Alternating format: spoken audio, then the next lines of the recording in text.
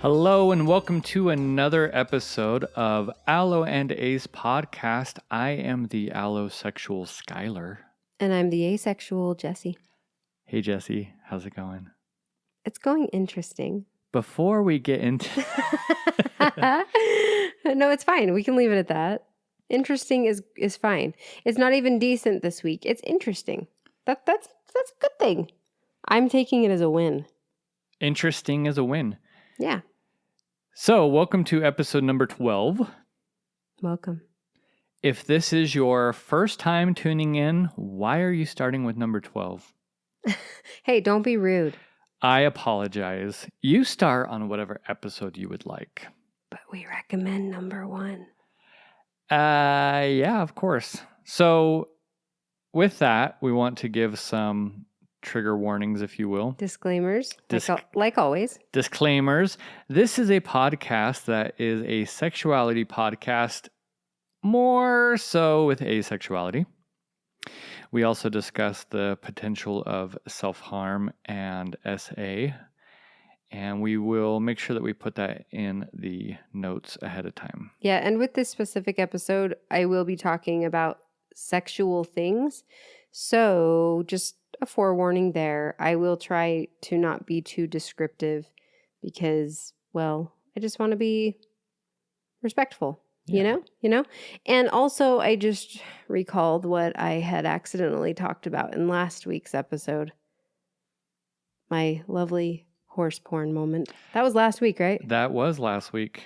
And you brought it up again. I did because I just feel like I need to clarify here, okay?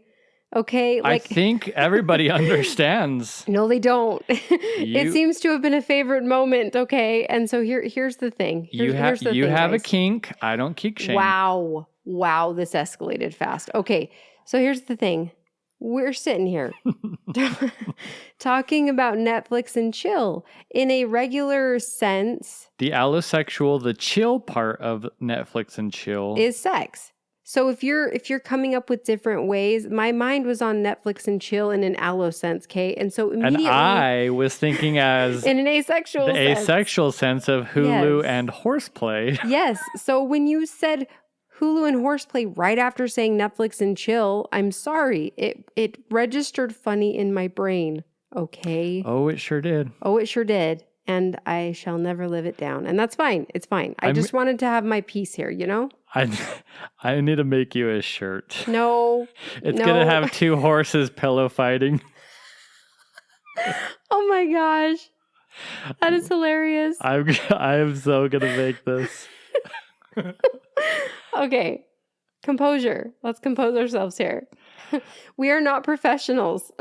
If you think we are, well, then you have low standards of what a professional is. Oh, come on. I'm just talking about if the last 2 minutes is considered professional. No, we do need to make that clear, though. We're not professionals. So please seek professional help if needed.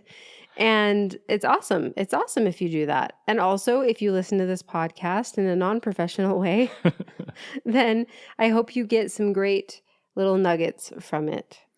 I think that you did want to tell people, if you want to see more of older TikTok videos of us and how we are outside of a more serious podcast, just look up Starlit Cavern, all one word, on TikTok. You will see some interesting videos of Skylar and I on that TikTok account.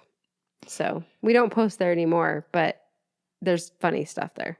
With that said, I do the wed. That's what it sounded like. I know, that was the same thought I had. So we want to make sure that we have any clarifications that need to be brought up. Yeah, and you know what? Oh, okay. Go ahead. I just want to clarify. No, listen, though. I do think it's smart. Whenever this happens, we always like to start the episode off with disclaimers and then clarifications and then any questions. And we'll see what else. I have a new little thing that I want to introduce. So, yes, Skylar, you have some clarifications to make as well? Multiple, huh? Well, I had the clarification with the horseplay. Yeah. Right. Okay. I think we're just left more confused. Okay. Well. So I want to clarify something. So I had made a comment referring to the I am versus the I identify as statement.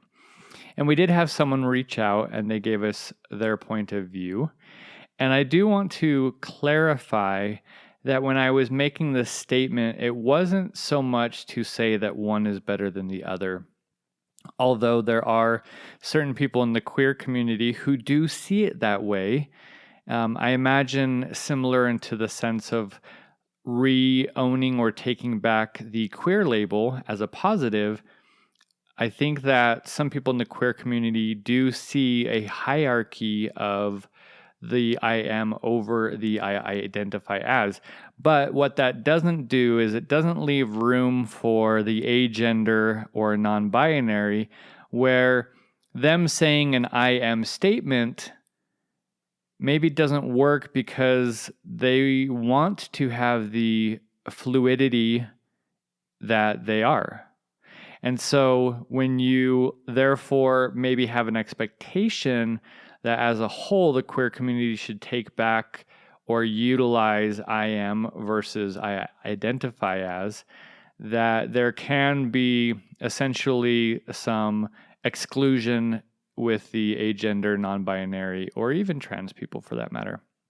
Yeah. So I wanted to just clarify that I'm not personally saying one is better. I do think that if you are comfortable and you are in a situation where you don't see your gender or your sexuality as fluid, there's no harm in saying it in the sense of owning what you believe and know that you are. It really is. It really comes down to what you are comfortable with. Let the naysayers say what they want. Yeah. It is really what you are comfortable with. And the other thing that I thought of with this whole thing is I could see my almost 15-year-old son Yeah. really liking to say I identify for now. You know what I mean? Yeah. And we will talk about some of this a little later in the episode of, in a perfect world where this wouldn't matter. Mm-hmm.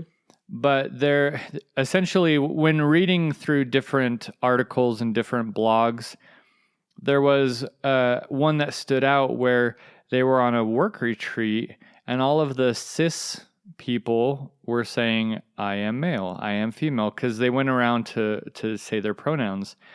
And all the people who were non-cis said, I identify as. And it struck them that there was such a division. Wait, I'm confused. Clarify this for me. Yes. They were saying I am male, yes. I am female. They weren't saying my pronouns are he. I am he, I am she. Oh, I am a male, I'm a woman. And all the non-cis people were saying I identify as she or he. Okay. And so this person felt very uncomfortable with that, in that there seemed to be this almost exclusion or separation.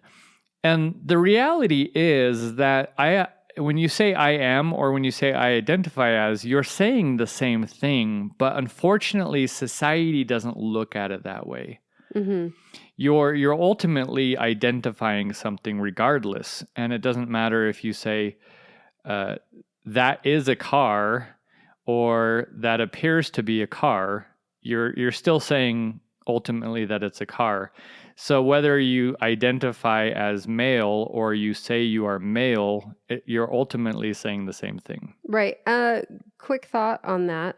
Do you think that there was any part in group thinking happening with that? So that all of the cis people thought that they had to say it a certain way, and all of the... Yeah, so what I'm saying is maybe a bunch of the cis people said I am, and then you had a couple of people that didn't, that were saying I identify with, but because a couple people said it that way, then the rest, you know what I mean? Yeah, I mean, it's That's possible. Interesting to think about it in that way as well.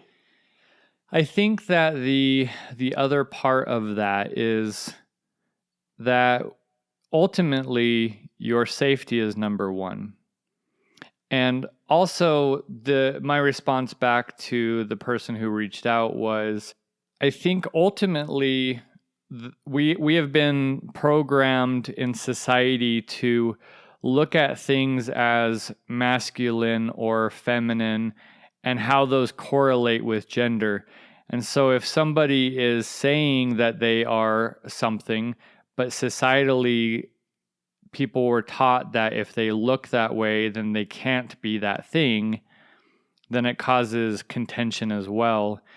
Also, there was this idea that a woman had said, I'm proud to say that I am woman because I already know that I belong with a class of people that has a perceived reality of being less aggressive and less prone to violence, as well as more nurturing. And so it's a very interesting, hot topic, and I understand that there is a lot that goes into it. And I also understand that as myself, being a cis, white, heterosexual person, that it's easy for me to just say, I'm this. But I understand that for a lot of other people, there's a lot more that goes into it and the fluidity. And I want to acknowledge that as well. Yeah. I think thanks for that clarification. I think it's good. And on that note, we super, super appreciate all of you that are reaching out to us and sending all these messages to us. We love getting feedback. We love getting questions. We love hearing your stories. We sit and read them together, like I've said.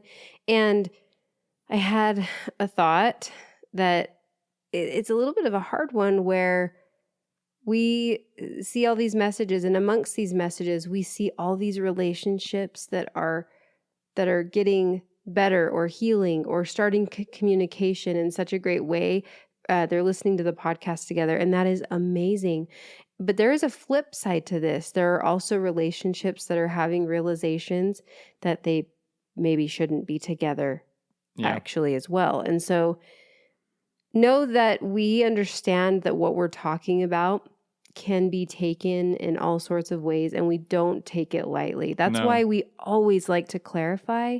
We always like to hear feedback. We always like to get all these questions and perspectives. So please keep reaching out. We love you for it. We understand that the impact that we could have on a relationship.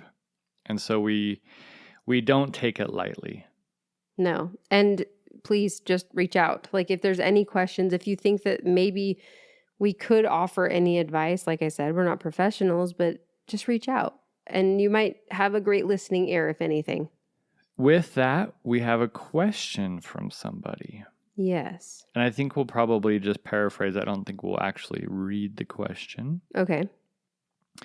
So the question was about boundaries and consent. Do you remember the question? Do you want? You know what?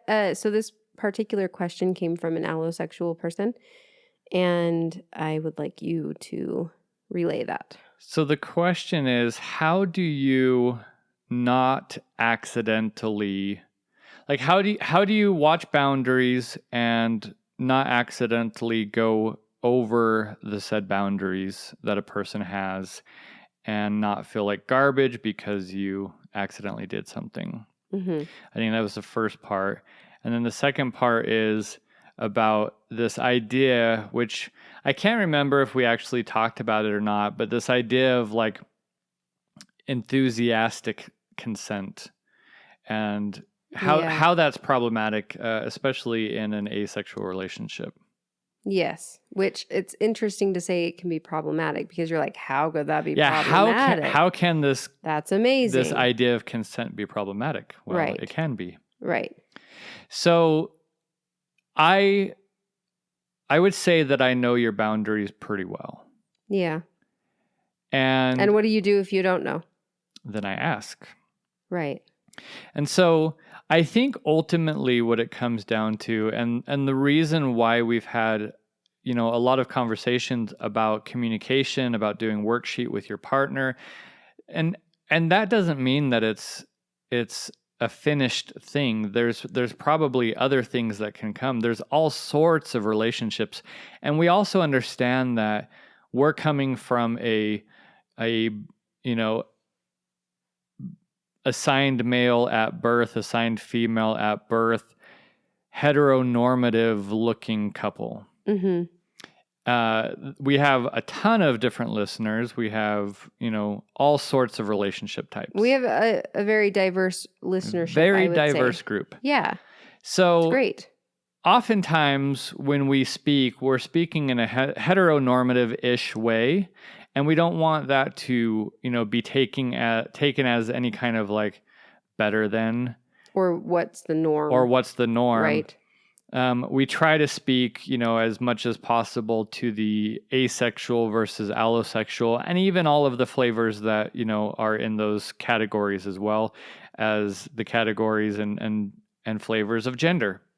So with Jessie, I understand her boundaries because we've had many of conversations about them.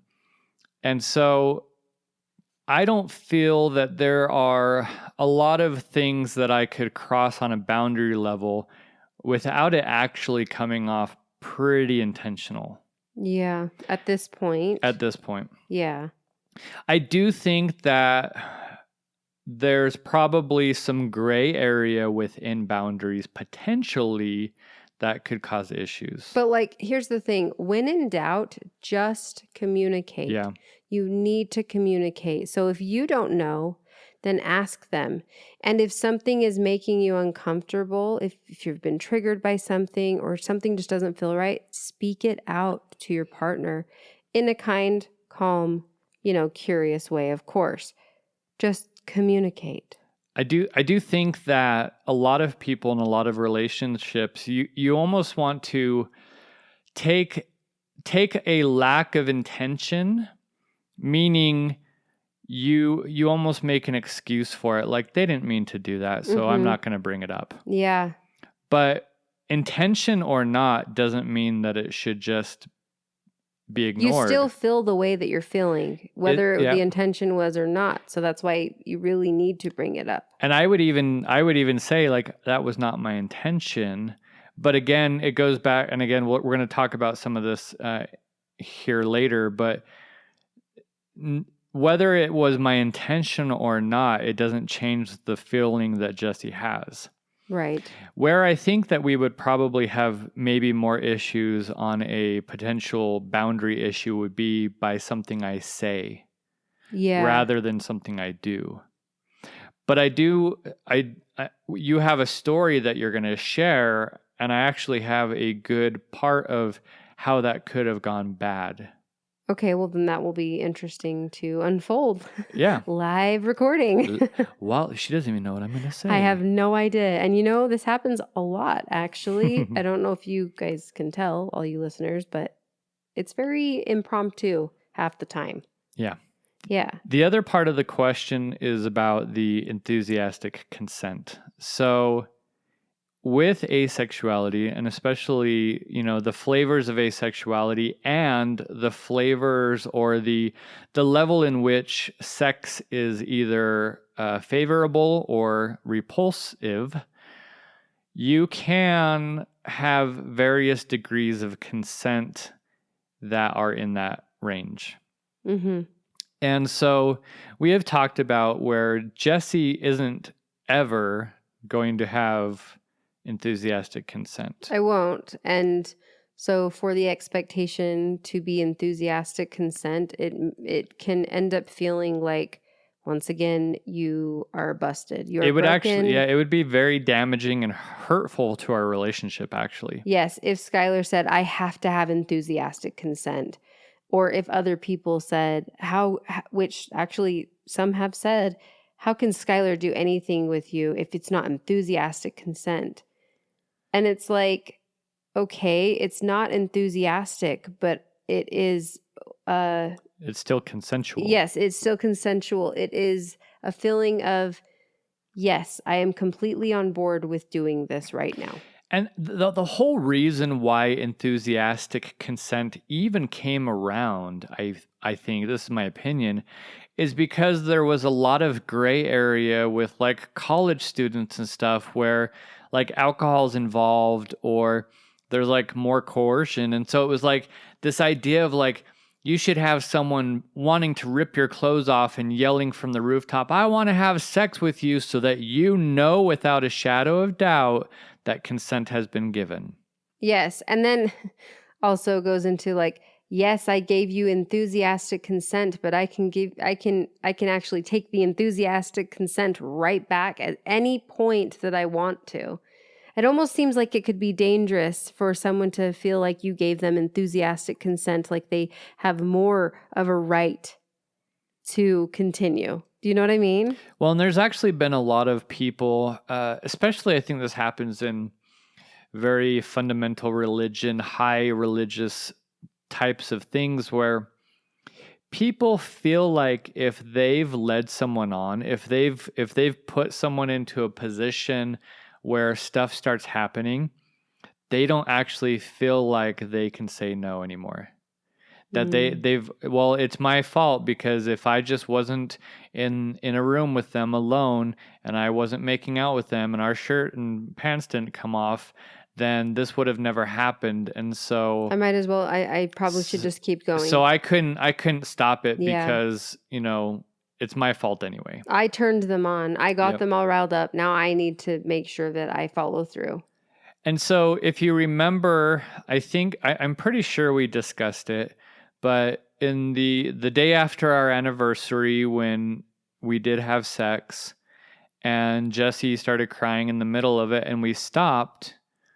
Oh, I had a panic attack. And she had a panic attack. Yeah. And I think you even said you probably don't even want to continue or something like that. Yeah. And I said, if you want to continue, I will continue and we can see how that goes. And if you don't want to, that's totally fine as well. Mm-hmm. But there is no wrong answer, and I'm not having any kind of disappointment or expectation for anything to happen or continue to happen. Yeah. And then I said, if you do want to continue, we can try this. And you're like, yes, let's try that. So someone would probably be like, well, how the heck, like if my wife or my partner was having a panic attack during sex, like there's no way that I could continue. Like, how can you continue with that? That's crazy. But it's because we're at this point where I don't look at... You don't have everything writing on it. I don't have an expectation when it comes to sex or intimacy in a sexual way. And whether it happens or doesn't happen, or whether it starts and stops and doesn't end a certain way, I don't have any expectation or feelings on it. So it doesn't make me disappointed or feel a certain way. Like I don't feel hurt that you were having a panic attack. I didn't take it personally. Yeah. So there was no part of my ego that was there to say, whoa, I shouldn't be doing this. And that makes me feel like a horrible person if I do anything. Well, the other part of this ego thing is that like I could see how someone that's having a bit of an ego moment could think, wow, you think I'm unsafe? Why are you having a panic attack? Like that's how you feel about me? Yeah, you we've feel been unsafe together with me that much? We've been together 6 years. Like, why would this even be a thing? Yeah, wow. And that just honestly did not happen at all. No. But it could have easily gone down like that in so many different other relationships. And so this idea of enthusiastic consent, it just needs to be thrown out the window, especially I would say in an asexual relationship. I do think that there are probably certain situations where... I think you need to have 100% consent. Well, I'm saying that's what it should be. I'm saying there are situations where substances are involved, especially in college situations or parties. Yeah.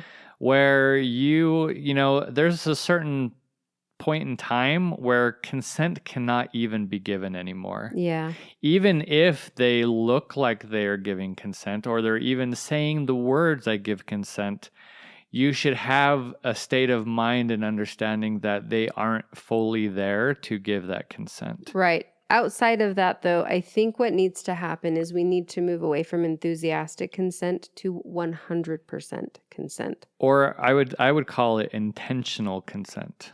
Intentional consent.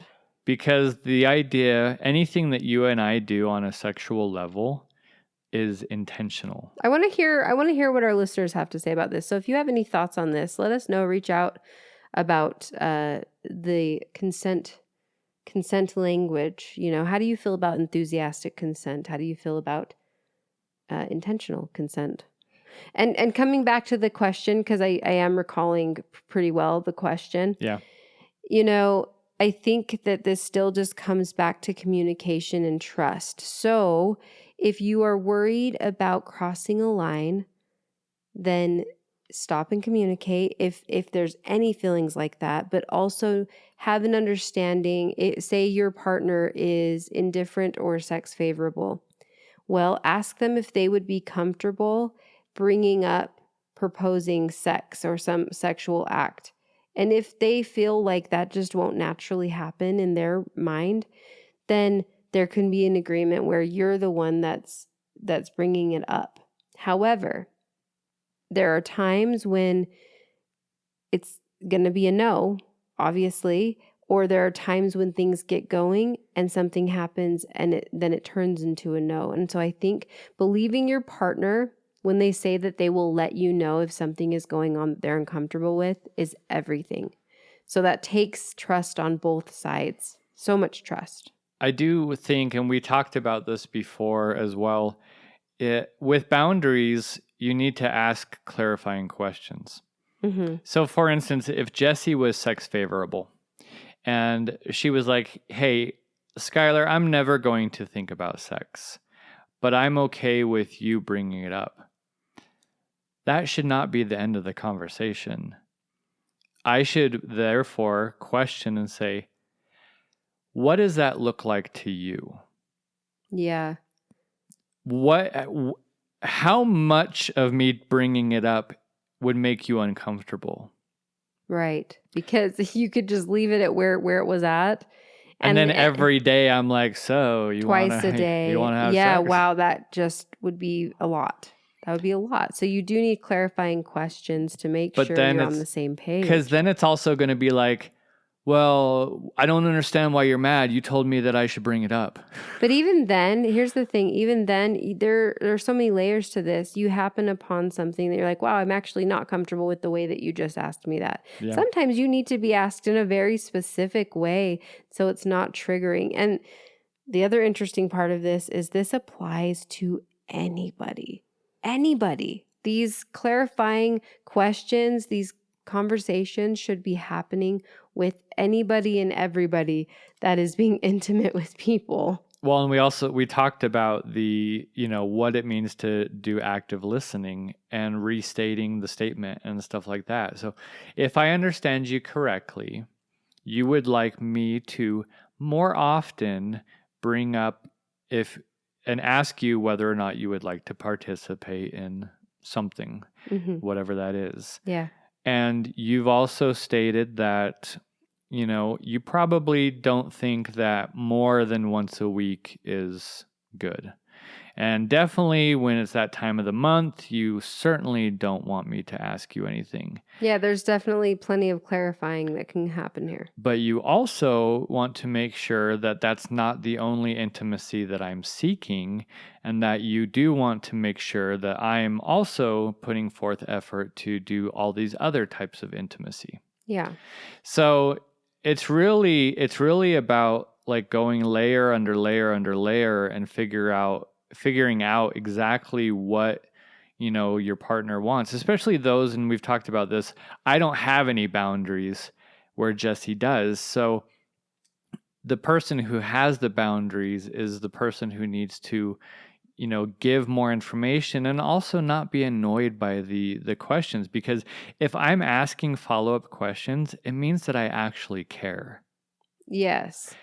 Now, with that said, there's a difference between a clarification question and me questioning your answer. Because if you say to me, Skylar, I want to have sex today, I can then ask, what would you like to do? But I should never ask, are you sure? Yeah. Unless I guess I can see some like very distraught signal to where what you're saying and what I'm seeing Doesn't match. don't match. It just looks a little like, are you in your head right now? Because if Yeah. you, for instance, are feeling bad and you're not telling me, right? You're feeling bad for me because it's been X amount of time. And so you've gotten in your head and you haven't communicated with me. And so you've talked yourself into it. And you're like, we should have sex. I look over and you're like crying. And I'm like, okay. Before we do this, though, what's going through your head right now? Yeah. I would say if your partner is communicating to you, like, we should have sex right now. If they're communicating with you in a very normal way that they typically would, You've had happy interactions. You really should you've trust been close. Yeah. what they're saying Yep. in that case. Yes. But yeah, so it really comes down to communication. It does. And we hope communication on everyone listening. Like, yeah. And so that brings us, I think, to a bit of personal experience. Yes, I want to start incorporating, if it's happened, I want to start incorporating something where I talk about asexual moments of the week. And this could include triggers or spirals or just interesting little moments that have to do with being asexual. And it might not always happen, but this week I do have a few things to say that could resonate with some, could be helpful. So yeah, here we go. I'm not going to lie, I'm a little bit nervous about it because it's opening up and being really vulnerable and transparent about Skylar and I's intimacy, our sexual intimacy. Let me clarify that there. And that can be scary. So we were discussing with one of our listeners whom we absolutely adore something. I can't remember what brought it up, but in this discussion that we were having, the three of us, Skylar had clarified something and said that he really enjoys giving oral presentations. Presentations. He loves giving oral presentations, if you know what I mean. And I think we know what I mean. I mean, wink, wink, nod, nod. So I had this moment where Skylar expressed this, right? And he said something like he doesn't even care about receiving. He just really enjoys giving. And I'm going to be honest, okay? He's not bad at it. I still have feelings, my body, my physical body still reacts. Like, this is a huge misconception amongst asexuals. Like, we don't feel anything physically. No, that's not true. So anyway, this got brought up and I got this really weird feeling. And I looked back at Skylar because we were laying in bed and I said, I'm feeling a little weird about this. Well, and this actually has happened before as well. It has? Yeah, remember at the kitchen counter, there was people around and I had said, I really love. Yes. So this must be something sensitive here with this. Yeah. Okay, interesting. Unpacking live. Yes, unpacking live. The How suitcase exciting. is open. So, and maybe this has to do with, I know that you love giving this. And so it's another way in which I feel like I've taken something away from you. You've restricted my your ability to do this.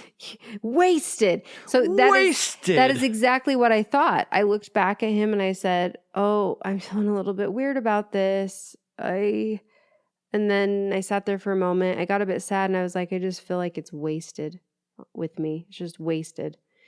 And over the course of the last, I would say 7-8 months, I've thought about this here and there because we haven't done that. He hasn't given that, okay?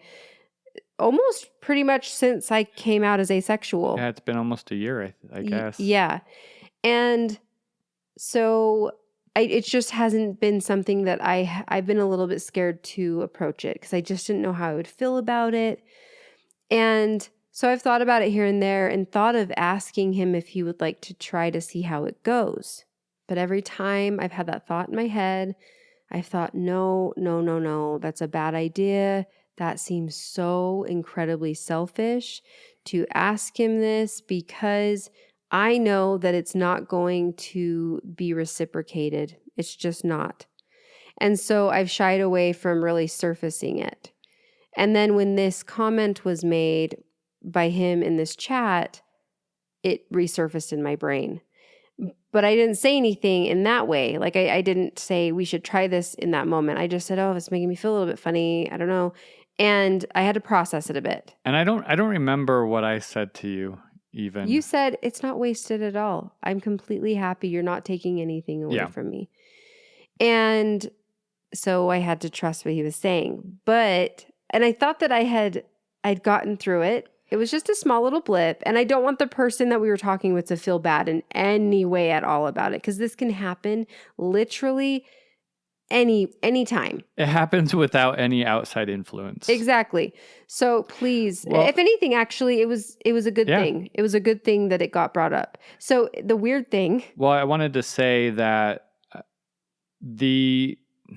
just because I really enjoy doing this, it doesn't mean that it's wasted, and it doesn't mean, like, I really enjoy sex as well. And I've said this to people, my love for Jesse is 1,000 times greater than my love for sex or, any kinds of sex. Providing any sort of acts. Right. So acts of kindness. It presented itself kind of oddly the next day. Stay with me here. We went and played pickleball, Skylar and I, just one-on-one pickleball. And there were other people there playing, and there were a group of 4 women playing against each other. Yes. Did I explain this part to you? To me? Yeah. Well, no, just your reaction while we were playing pickleball. Because she would see me looking over. Okay, so yes. And making little comments. No, but like here. In my Costco jeans. Here's the relation.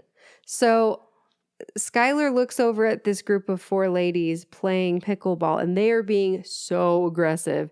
And I am not aggressive playing pickleball. I'm there to have a good time. I follow the rules. I like to play a good game of pickleball, but I'm not like spiking it and stuff. Anyway, these 4 women were really aggressive. And he said, look at those ladies being so aggressive. And I know without a shadow of a doubt that Skylar would play an aggressive game of pickleball for sure. And all of a sudden it had me spiraling. And I freaking was like, oh, he probably, his aggressive pickleball playing is wasted on me. So it's wasted in his talents with his mouth, and it's wasted in pickleball as well. He would probably actually wear shorts to play if he could actually play like he wants to and not Costco jeans. Exactly. He's not even getting in sports mode. And I think I said something like, yeah, do you wish you were playing over there with them? Because wah, wah, wah, pity party. And it was the weirdest thing to couple it with that comment the night before. Like, what the hell? I was so shocked by it. I was like, why is my brain doing this? I logically know that this is absolutely ridiculous, but emotionally I'm like, okay, there's something here. So then it was just on my mind even more. And then I think it was 2 days later, I thought, I'm going to get a bit brave here. I'm going to bring it up. I'm going to ask him if he'd like to try this. Not pickleball. Not aggressive pickleball. Aggressive. Never mind. Not aggressive. Not aggressive. Jeez. Okay. So anyway, it was the morning time, and I looked over at him. I was mulling it over in my head, and I'm like, I really think I should do this. I feel like I should do this. And when it's not a maybe anymore, it's like I feel like I should, then I go for it. And I look at him and I say, would you like to try doing this? And I make it clear what I'm talking about. And he said, okay, sure. And I was nervous Do you want me to state what I said, how it could have gone bad? Sure. Yeah, go. And then we'll finish. I'm sorry. Go ahead. So, I asked you a clarifying question. You did. Do you want me to say what it was? Yes. He asked if I wanted any extra assistance besides his mouth, meaning his digits, his fingers. And I said, no, thank you. And so, if I would have not asked a clarifying question, how could that have gone really bad? If you would have started just using those extra tools. Yes, because in the past, That has been something that has happened. a lot. So, Right. So it could be very normal for Skylar to think, oh, this is just, the last the way time we do did this is what it was. Exactly. So good job, Skylar, for asking. But I knew that one, it had been a long time. Two, that it was something that you were wanting to ease into to try. Yes. And Because so I said I want to try this. So there was not going to be an assumption at all. I don't know if there should ever be assumptions, honestly, thinking about it. I think that people get into, I would say that a lot of people's sex lives probably look very much Pretty routine. And so if you're in the routine of what you normally do, Yeah. then you're going to assume that what you normally do is what the person wants to do well, then when they say, do you want to have this or that? I right? will say then, don't ever assume to do something different, like without asking. I think with even the time after, so the day after our anniversary, when the last time we had sex, I think every time I've almost asked clarifying questions. Right, whether this position or that position, Or is there anything, do you want to do any extracurricular stuff beforehand? Yeah. How do you, what does this look like to you? Right. Because you're the one with the boundaries. So I'm always going to say, what does that look like to you?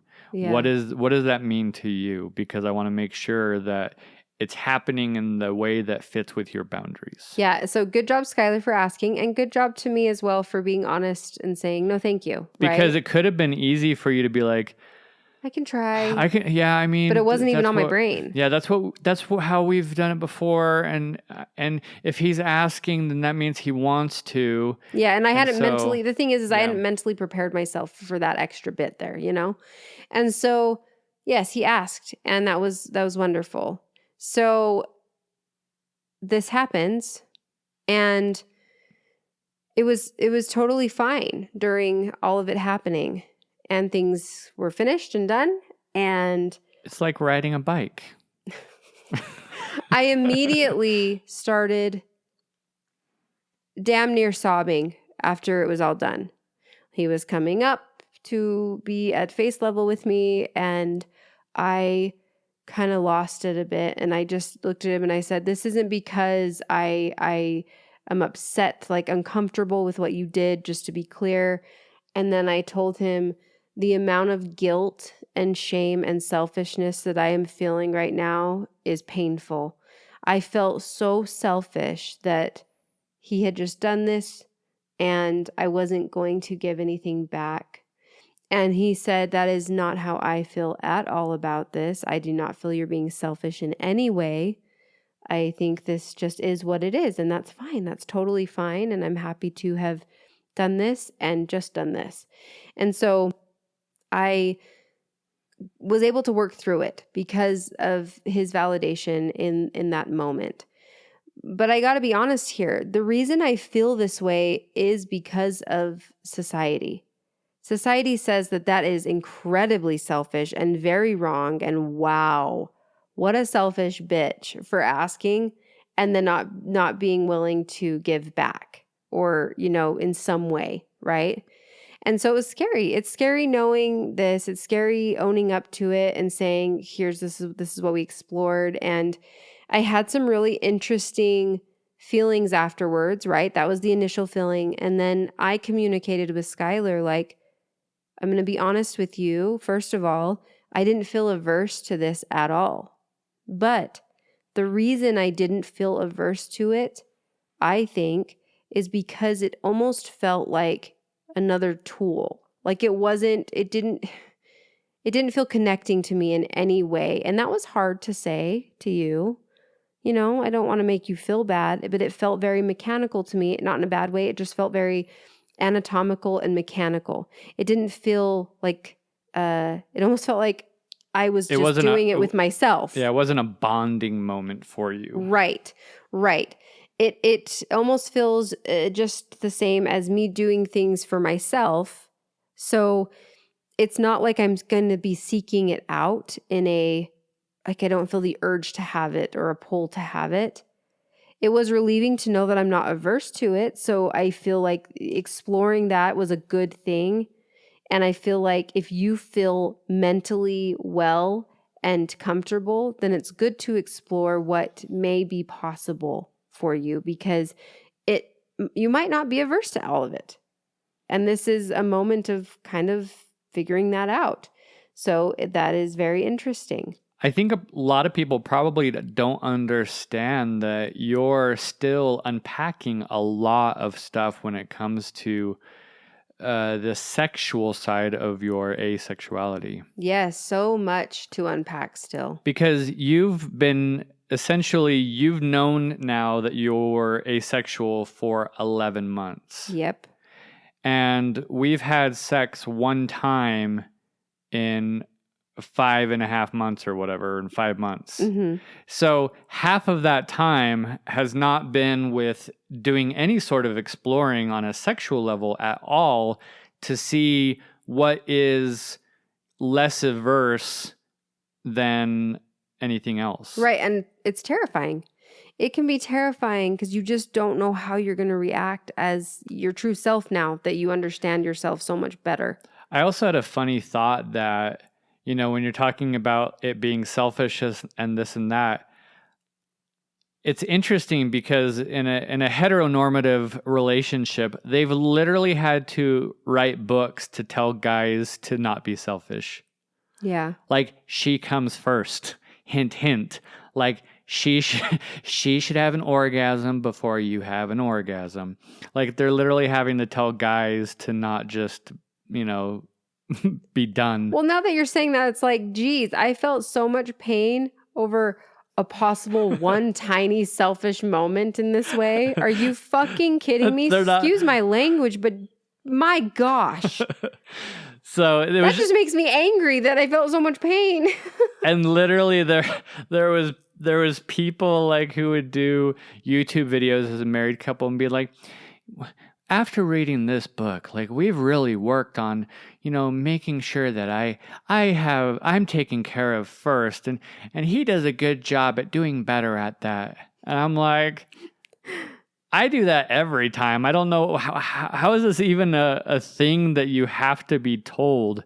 Like, that makes no sense to me. Yes, but what it does tell me with the pain that I felt right after is that society has really conditioned all of us to feel so many things, because I have you right in front of me saying, it's completely fine. It's okay. I want you to be honest. Uh-oh.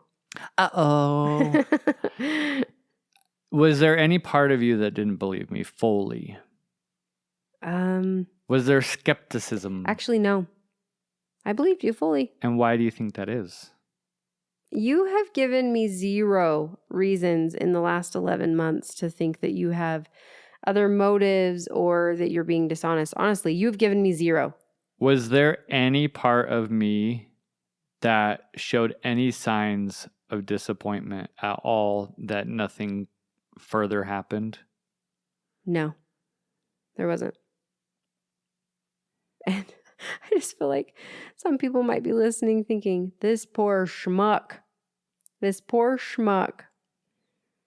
being played. When I say that I've gotten to a healthy place when it comes to sexuality and intimacy in a relationship as a high libido allosexual, I'm serious that I am at a place with it that I see as very healthy and very safe. That's good. I love that. And that's not to brag. It's just I want to make sure that you fully understand that when I say that it doesn't bother me, or when I say that I have zero expectations, that I truly mean it. And I want you to be able to see that, because that's important to me, that you know that I respect and understand your boundaries without any conditions. And here's the thing, everybody. If you both have agreed in your relationship, or if you have agreed moving forward in your future relationships, that you will be honest no matter what. And if you're in a relationship that you have an agreement that you'll be honest with each other, and then your partner isn't honest with you, that is not on you. No. That is not on you. That is on them. That is not on you. Yeah, we've talked about this quite often, actually. Yeah. Well, we're just stapling it in here. So interestingly enough, this story was brought to you by me. Just kidding. This story, it goes right into what we're actually going to be talking about. But we are 50 minutes into this episode, and so this might be a long one. Well, they've already, at this point, they already know we don't know the full length of the podcast, but they do, because they can see it ahead of time. They can. So buckle in. We've got more to talk about. There will be no commercial breaks, because we don't have any commercials on this podcast. But they can pause it and come back. You can. Go get a drink. Go get a nice... Go take a wee. Go take a wee. Take a biological break and come back to us. All right, you're back? Great. Okay, cool. Cool. So we actually had some interesting conversations. I mean, we've had many of interesting conversation.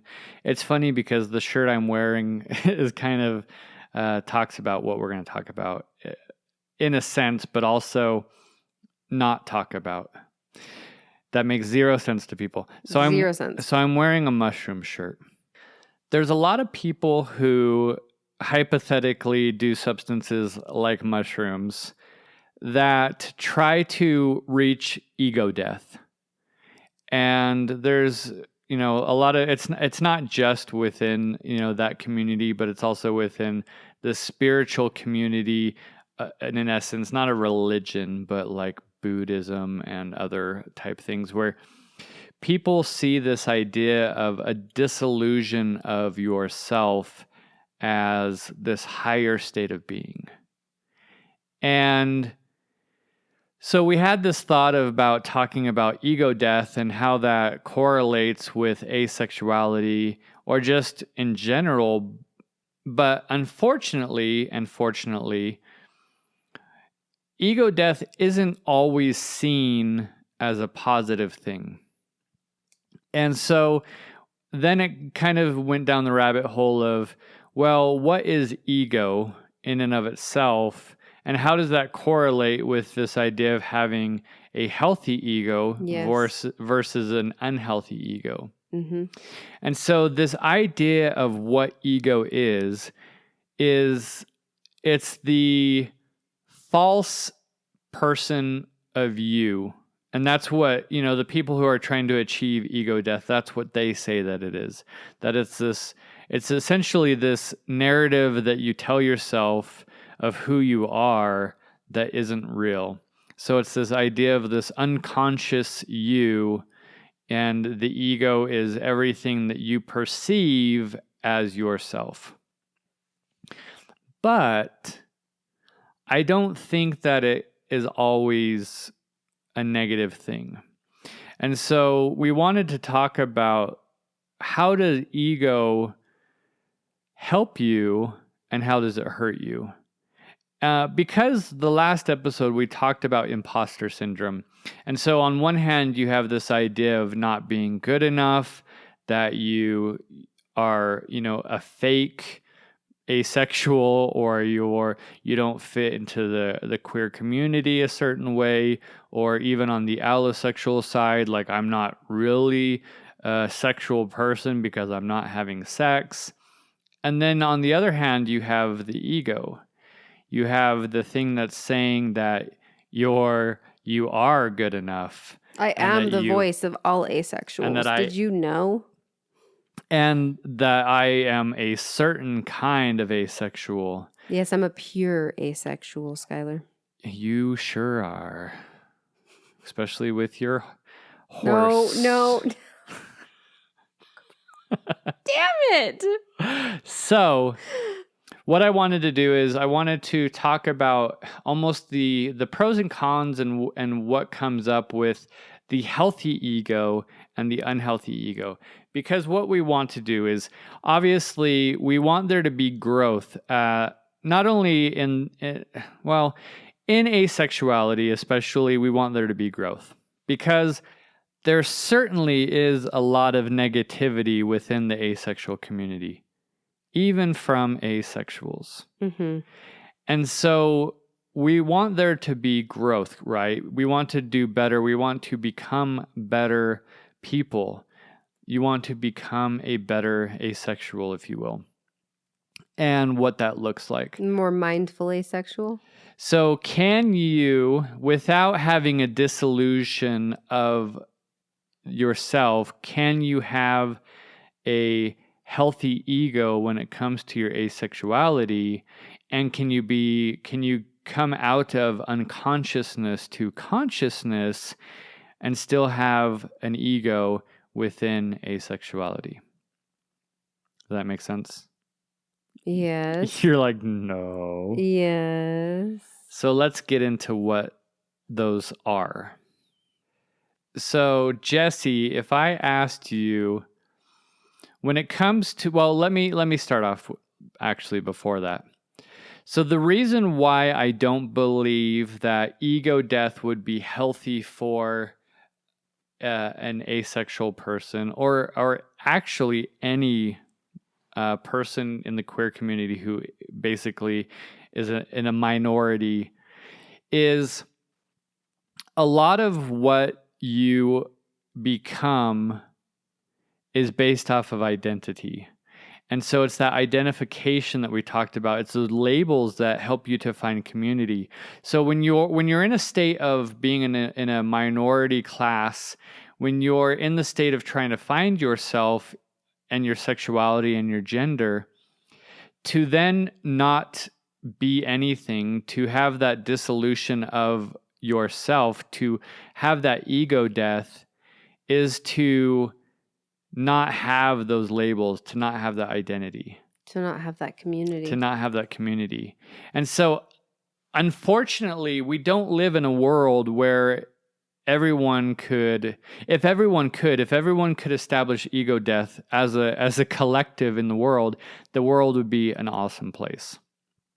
Unfortunately, that's not how it is.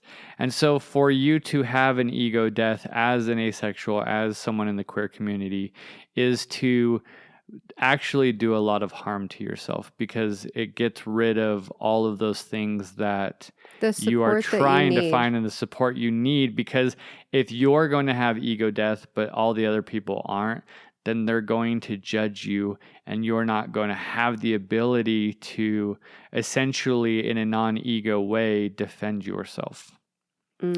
So we want to talk about the different ways in which an ego actually helps an asexual person. So the first part would be about self-identity and confidence. So how can an ego, a healthy ego, help an asexual person with identity? You can affirm that identity. With not even just affirm it, but you can actually, the ego part of it, right? The healthy ego would be to be confident in your identity. Yeah, and that can be so hard.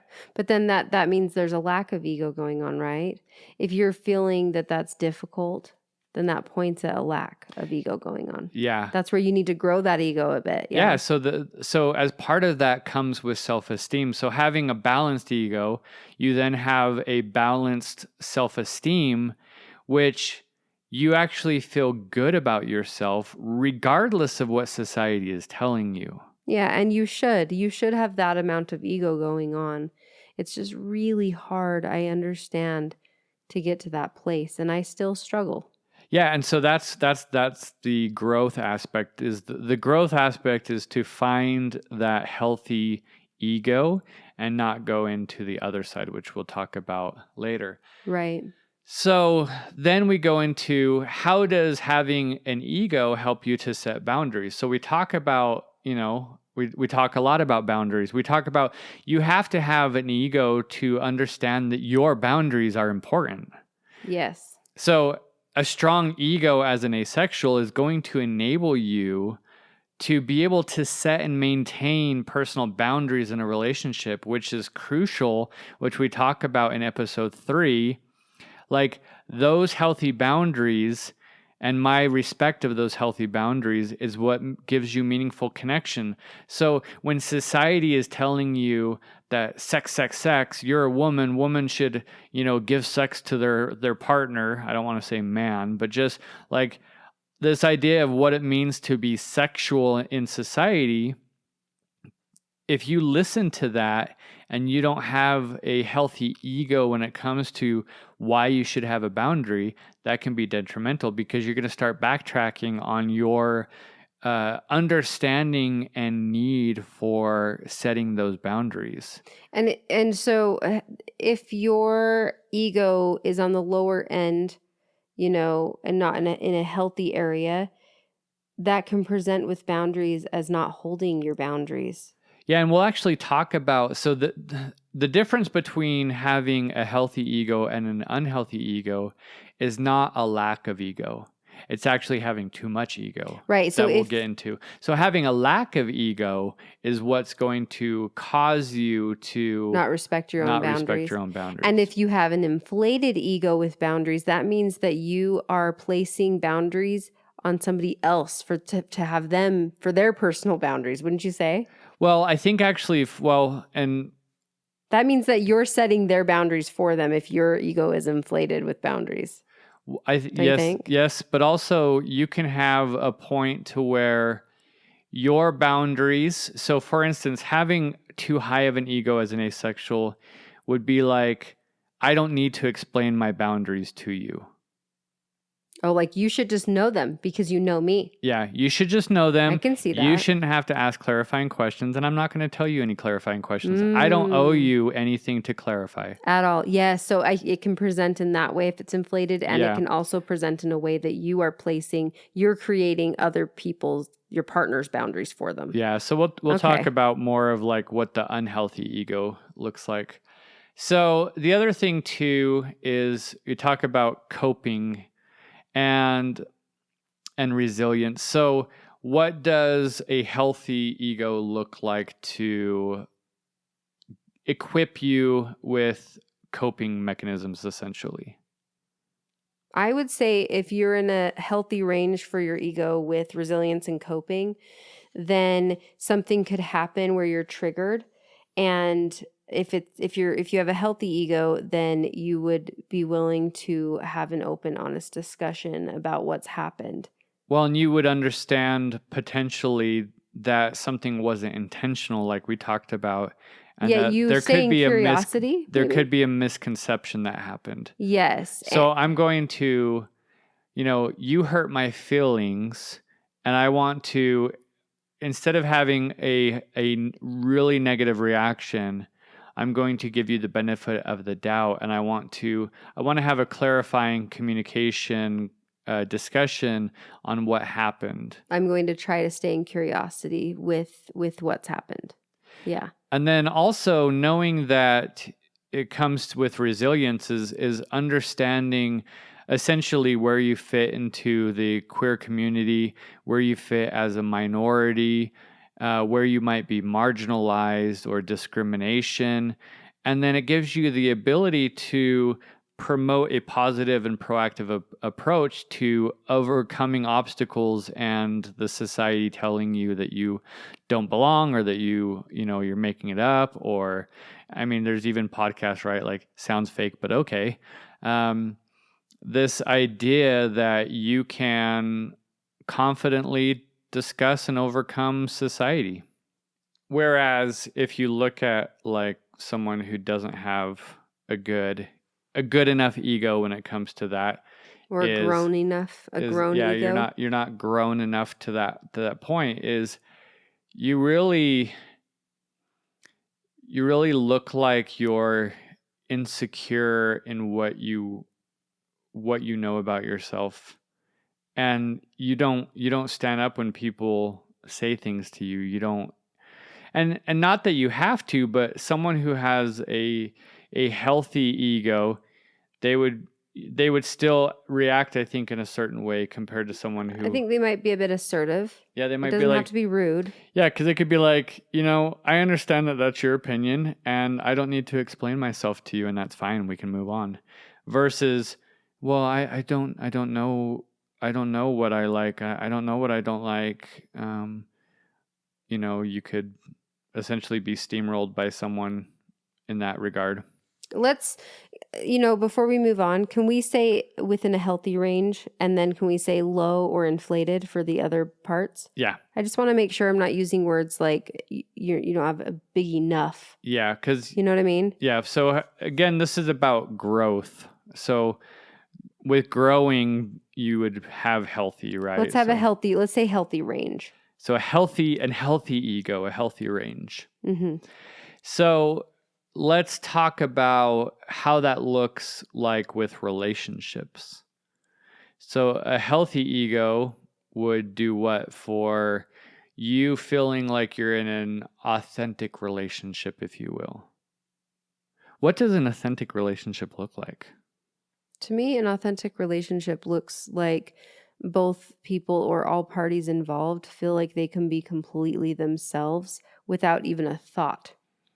So having a healthy ego would make it so that you, as an asexual, you know that you are being true to yourself. And so the communication and the boundaries that you set within the relationship with me would be your authentic or true to yourself, to where you are in your own understanding of yourself. Mm-hmm. And it also, I think, would allow for a healthy, deeper, more meaningful connection and style of communication within a relationship.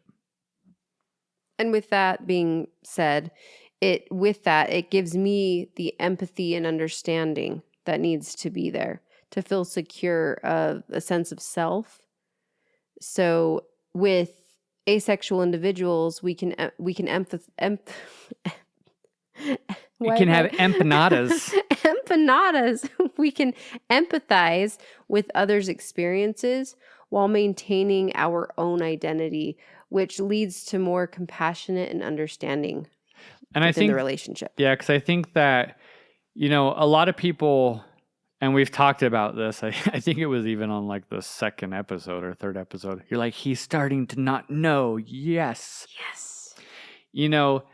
People think that I just cater to Jessie and that she doesn't understand me at all. Yeah. But as having a healthy ego, you still understand and you can have empathy. And that's why you felt selfish. That's why you felt bad, because you still had empathy. You still understood that, yeah, this might not be great for the allosexual partner to just give and not get. Well, and take the societal stuff out of it. I still personally want you to have a good time. I still want you to feel pleasure. And I wish that I was someone that could do those things for you in that way and be so excited about it. It's just not what it is, though. It's not reality. It is what it is. It is what it is. So I think that leads to, having personal growth as well. So would you say if your ego is in a healthy range, then you can have a pretty good self-reflection going on? Well, I think that it having a healthy ego is what is going to allow you to have self-reflection. Because if you think about a person with a high ego, they're not going to self-reflect. They have nothing to self-reflect on. Because they think they're so amazing and awesome already as is, and they don't have to. They are above self-reflection. Yeah. So having a healthy ego, you have the ability to stand back and say, was that good? Was I, in that moment, was I good? And It's kind of funny because we just got done watching, our trash TV thing. Oh, guys, we love trash TV. And anybody who knows who Harry is in Perfect Match or Too Hot to Handle. in Too Hot to Handle. I feel so embarrassed and ashamed right now. I do feel like even though he probably has or had a high ego, he has started to do a lot of self-reflection. He does seem like he's doing that. And I just want to say we will be watching Love Island UK tonight. Don't judge us, please. So I think that, we see people who have like this high ego, and then we also can see when that person is trying to have a healthy ego and self-reflect, but still make a lot of mistakes. Oh, it's painful. It's hard. And they're learning. It's so hard. When you start waking up to something and you're like, oh, shit. Yeah. I made a lot of mistakes. I made a lot of bad comments. That's a dose, man. I mean, I've had to do that a lot. So asexual individuals, you can look at your feelings and your experiences, and it can lead you to self-awareness and development. So instead of just feeling bad about all the things that you put yourself through with your own, as you call it, self-therapy, what is it? Self-conversion therapy. Oh gosh, yeah. You are self-aware, or you're becoming more self-aware to that, and say, I forgive myself for those things that I did. Yeah. Instead of just feeling bad and wishing you never did it. Oh, but it's hard. You're becoming self-aware and saying, yeah, I did that. And that's gotten to a place where I know more about myself, and I accept that I did those things, and I forgive myself for doing those things. And you know what? I just want to call out and say, this fluctuates. You can have so many great moments where your ego is in that healthy range and it dips and you're like, I can't believe I did those things. I'm not happy. Like it goes up and down. It's not going to just be solid all the time either. Yeah. Yeah. It's a ebb and flow. Right. So I think the last part of maybe this healthy ego aspect that we'll talk about is advocacy and representation. There is, especially I would say in some communities, we see it a lot actually in the asexual community, where there's not a lot of representation, especially in media. And so having a healthy ego as an asexual person, and even me, and we talked about this in Pride, having a healthy ego when it comes to being in an allo and ace relationship even is trying to be proud of who you are and who you are as a couple, and sharing your experiences, doing a podcast. We have to have some degree of an ego to do a podcast, because we have to feel like what we're saying is worth a damn. That's true. Yes. But we can't have too high of an ego, because that's where we feel like we are know-it-alls and we're not willing to be humble, and that we ourselves are not willing to learn more and have a change of understanding. So I have a question. Not everyone, wants to be loud, right? So if you have a healthy ego and it comes to advocacy and representation, what can that look like for somebody that doesn't necessarily want to be loud about it, like have a podcast? Well, people can... Does that look like being in a healthy ego range looks like volunteering for different things? What does that look like? What can others do that don't necessarily want to shout it from the rooftops? You know what I mean? I think that even so, for instance... Is it being comfortable with those that are representing? Yeah. Maybe? I mean, even if you... I would say you can even, like, if you're making donations to the Trevor Project, or if you are making donations to other creators that you enjoy or that you like, so that they can be loud, so that you feel like you're a part of their journey, if you will, or their platform. Yeah. Could potentially look like that. It'd be interesting to explore those other options for representation, because I don't want anyone to feel like they are doing wrong by not being loud. That is not the case. And I do think that there's probably a level of, individuals who are extrovert like yourself that, not that you have an ego to be like, yeah, look at me, I'm a leader in the asexual community. No. But you are not afraid to stand up and be someone that people can look up to as a role model. And I mean, there's people that are emailing us saying, I look up to your relationship even. Yeah. And like we said, that can feel like a lot. It's like, oh my gosh, I promise we're very normal. Very normal. We're just us. So while the ego can, sometimes be seen as a negative thing, if you have a balanced and healthy ego, it can actually provide like some essential benefits, especially to, like I said, the minority, sexuality or gender community. And so that's what we wanted to talk about on the healthy side. Now, there is a point, and we actually do see this not only in, society in and of itself, but we actually see this in the queer community and in the asexual community when your ego can be too inflated. Yeah. And so, just like we talked about before, where a healthy ego can help you to understand when something is a misunderstanding, an inflated ego will make you become so defensive or so sensitive to misunderstanding. You have people, for instance, that when they are misgendered, they are like angry about it. And so having a healthy ego, let's talk about gender, for instance, having a healthy ego of your gender, especially if you're, not assigned that gender at birth, having a healthy ego is standing up for yourself and standing up for your pronouns. Having an inflated ego is when there is an actual innocent misunderstanding and you become highly almost irate about it. Which, I know it can be hard. That can be sensitive. And so if you're sick and tired of being misunderstood in that way, I can see how you can inflate a bit there. And a lot of that can come with, it just happens so much, so it's building up.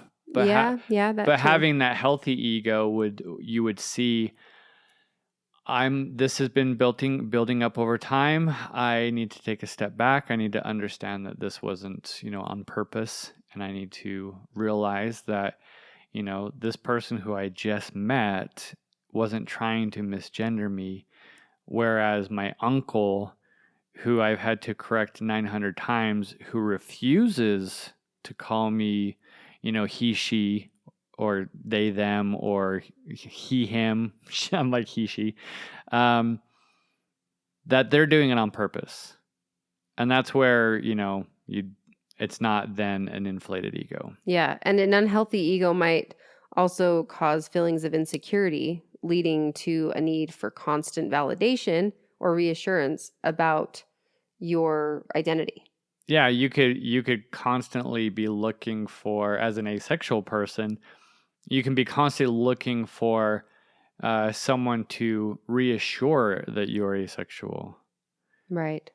And which is interesting because that's more on the low side. If you need to bring it up to that healthy range, wouldn't you say? Yeah. So when an unhealthy, so this is the opposite of inflated, but actually having an unhealthy idea of your, asexuality. A deflated ego? A deflated ego, where you're constantly looking for that validation from everybody else because you're like, tell me I'm asexual, please.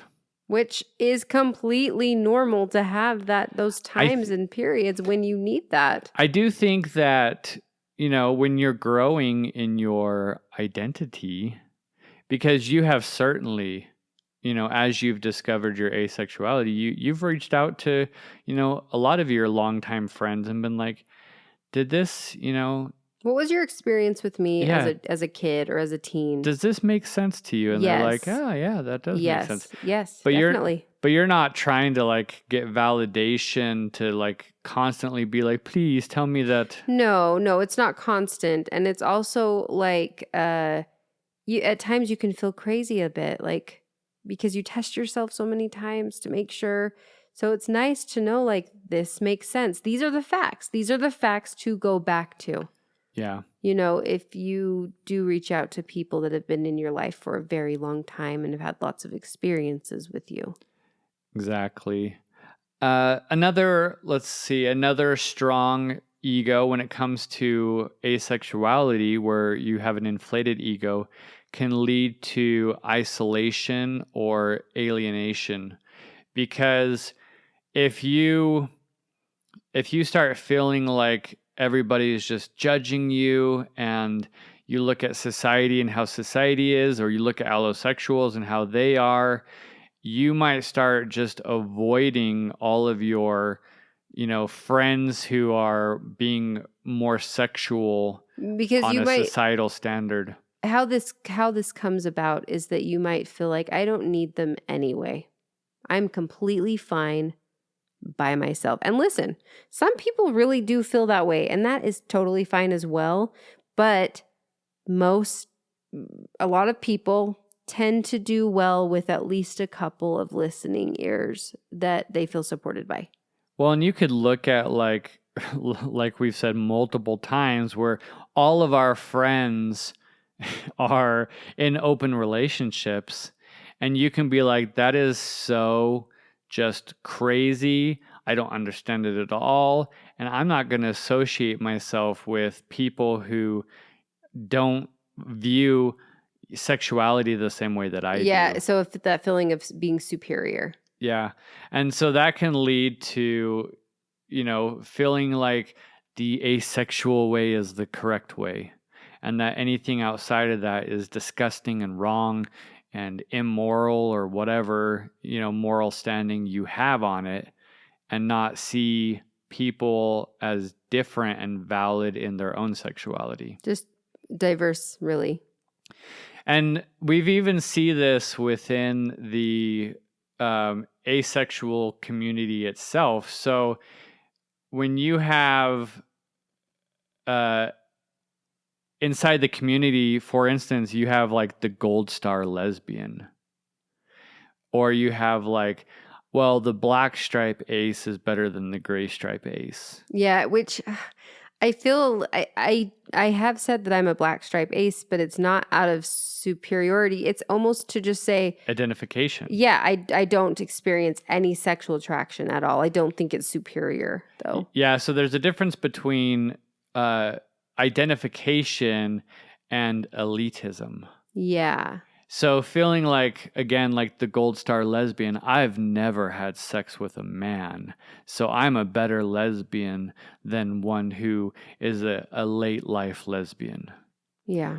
Or, a gray sexual who sometimes feels sexual attraction is not as good as the asexual who doesn't feel any sexual attraction. Mm-hmm. And so that's where that ego can become an issue. That can also cause issues or difficulties in relationship, because having, we talked about this a little bit in the last section of it, is an overactive ego can cause those barriers and make it a challenge to connect and have deeper level, due to the lack of empathy, or the overemphasis on your own self-protection of your boundaries, and be like, I don't have to explain anything to you at all. Yeah. So either figure it out or GTFO. Right. Another thing, and we kind of touched on this, is it can lead to just a really, really big resistance to change or growth, and that looks like closed-mindedness. And you mentioned with amongst friends, if you have friends that are living very different lives than you might be completely closed off, judgmental, resistance to, being accepting of how they decide to live their lives, right? And then it can also harm you within as well, because you think that you already know all of the things. Yeah, so personal growth is then just gone. Yeah. And then you can have almost that overemphasis of self-identity. So you can end up A fixation. excessively focusing on that part, and it overshadows anything else that's important about you, other interests, hobbies, or, other personal traits. I will be the first to admit here that it is completely easy. And I do feel validated in the sense of when you figure something out so big that you didn't realize, it can be very easy to go down the biggest, deepest rabbit hole of wanting to know everything you possibly can to try to understand yourself. But it can quickly become kind of a fixation. Well, and that leads us into... I mean, maybe it's normal, though, for a bit to have that fixation. Maybe it should be a fixation for a bit. It is. And I think, though, that there's a healthy level of fixation. Yeah. And, obviously, we have a podcast. So we talk to people a lot about our podcast. Yeah. And, some may say we're fixated. We might be fixated. So it could be, fairly easy for us to possibly, unhealthily get to that point where our friends are like, can we talk about something else, please? Yeah. Cannot every conversation be about Jesse's asexuality or about your podcast? And you know what? You know what a healthy range ego would say to that? Oh, yeah. Let's talk about something. We can definitely talk about something else. That's completely fine. But I do think that, it is normal for, like you said, when you're in that discovery phase, especially. Oh my gosh, it's wild. To have and try to understand yourself better, you're going to talk about it a lot more. Well, there's this deep wanting of others to know who you are too. You want them to understand you. The people that are close to you, you want nothing more for them to understand than to understand you. And it is so hard when you are trying to get them to understand you, and it is not. It's just too much for them. Then it just leads to more fixating. Yeah, and I think that, and like we said earlier, having a podcast about asexuality, having a podcast about Aloe and Ace, about Jesse being asexual and Skylar being allosexual, and knowing that we are putting content out that people are going to listen to and potentially use in their own relationship to either, as you said earlier, to either grow in that relationship or to end that relationship. Mm-hmm.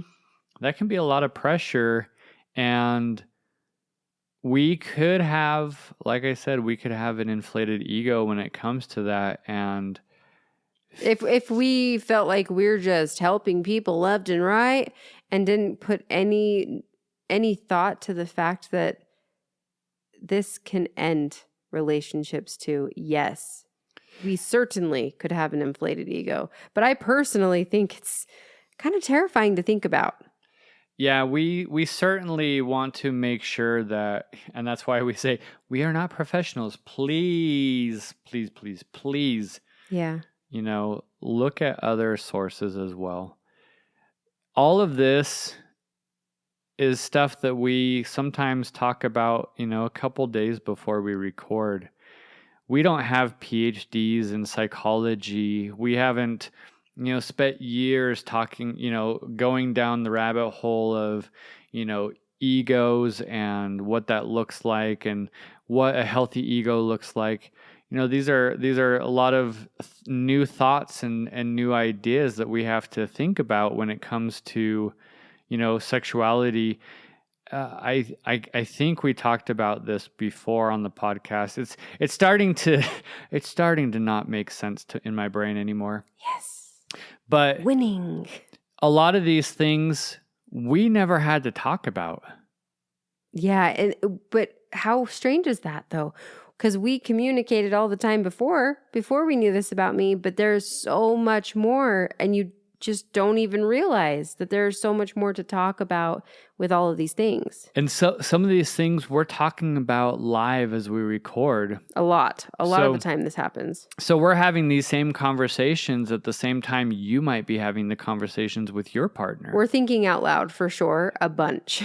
We do, and we're not afraid. I guess that's where, our healthy ego is, that we're not afraid to talk, quote unquote, live about these, and put it out for the whole world to listen to potentially. And is that healthy or is that inflated? I don't think it's inflated, because if it was inflated, we wouldn't respond. We would state it as fact. We would state it as fact, and we'd say, if you do this, you are going to have a better relationship. Yeah. What we have said is, for instance, filling out on episode 6, filling out that worksheet and saying, like, we don't see how this could not help your relationship. But we have had people reach out and say, because they have realizations. Well, they've had realizations, and they've said, we've had to take a break actually with filling that out, because it's going to rehash a lot of things that we aren't ready to talk about yet. And so, yeah, if you force your partner to just fill out, that worksheet, it's not going to help your relationship. And that's where we talk about, like, this whole thing. Each episode, we hope, is another opportunity for growth in a relationship, even within our own relationship, and how we look at asexuality, and how we look at Jesse's boundaries, and how we look at my lack of boundaries. Yeah. And what are my quote unquote wants and needs and desires in a relationship as an allosexual. And, should those mean anything to Jessie? Should she take any of that into consideration? And if she doesn't, does that make her a bad person? And because there are people that do think that. No, but here's the thing. Should I take those into consideration? Yes. Does that mean that it involves me? No. Or does it mean that just because you take it into consideration doesn't mean that it has to happen? Well, either. It doesn't mean it involves me either. That could look like me saying, if those are things that you need, then we need to reevaluate our relationship. Yeah. That is what it is. That's the thing. So that is still me being thoughtful and saying, listen, I can't be the one to do these things for you or with you. So I think that this looks like you not being with me in this way any longer. And that's where having a healthy ego is, you recognizing and understanding that, and not saying, I should be enough for you, and if I'm not, then you are a terrible human being. Right. It's saying, I hope that I'm providing enough in this relationship that... I hope that my 100% is the 100% that fulfills what you need. And if it doesn't, I understand that... That I need to respect that. That you have other potential needs that my 100% don't feel. It doesn't mean that on the inside I don't feel like 1,000 knives in my heart, of course. Yeah. But you the reality is what it is, right? Yeah. We have to be honest. So my thought moving forward for the next week is, think about your ego. Think about, it's not just one solid ego. You have egos with all the different things that are happening in your life. My ego with veganism, my ego with my asexuality, religion, work, spirituality. That's all these different things. And so I almost think it'd be a cool thing to kind of be thoughtful of that over the next week and just think, how's my ego doing in this area? Where am I at? Is it inflated? Is it deflated? Do I feel like it's in a healthy range? How is it presenting itself? And with that also is recognizing your unconscious self versus your conscious self. That's a talk for another day.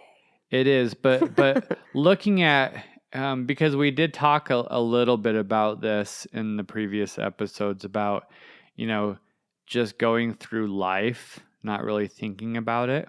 Mm-hmm. Autopilot. So in autopilot mode, so think of your unconscious self as the autopilot self. You go to work, you clock in, you do what you're supposed to do, and you clock out and you go home. Whereas the conscious self is, am I actually enjoying what I'm doing at my job, or am I only doing my job because I'm comfortable and I'm getting paid? But if I could do what I wanted to do, or if I truly was wanting to be happy at my job, would I still be at my job? So looking at the conscious self in your relationship, and am I being conscious? Are the words, are the actions that I'm doing, am I doing them because I'm just trying to make my partner happy? Or am I doing them because I'm finding happiness in doing that? Yeah. And what I might find as happiness might be different than what I thought happiness looked like. Because if you asked me 6 years ago what a happy relationship would look like, you would have answered wildly different, I think. Wildly different. Oh boy. But I can truly 100% say that I am happy. I'm happier than I have ever been in my relationship. And my 6 year ago self would say that looks like it belongs on a different subreddit. Oh, oof. Woo. That's a lot. The dead bedroom subreddit, right? Where people... That is a scary, scary place. I do not recommend any asexuals go to that subreddit. Please do not. So it's just interesting to see how I have grown and how I have grown in my ego in a healthy way as an allosexual, to stand up and be like, I don't care what you think an allosexual should be. I don't care what you think a healthy relationship looks like. I can tell you that being in a near sexless relationship with my partner, with my spouse, doesn't make me less happy. I am more happy than I am now than I've ever been. Yes. And also, you get to define what your relationships look like. You don't have to follow what society says it has to be, as long as all parties involved are adults and consenting to whatever the relationship is, right? It's so interesting that we all fall into this societal mold. Like, we have to do it this way exactly. And anything outside of that is crazy, weird.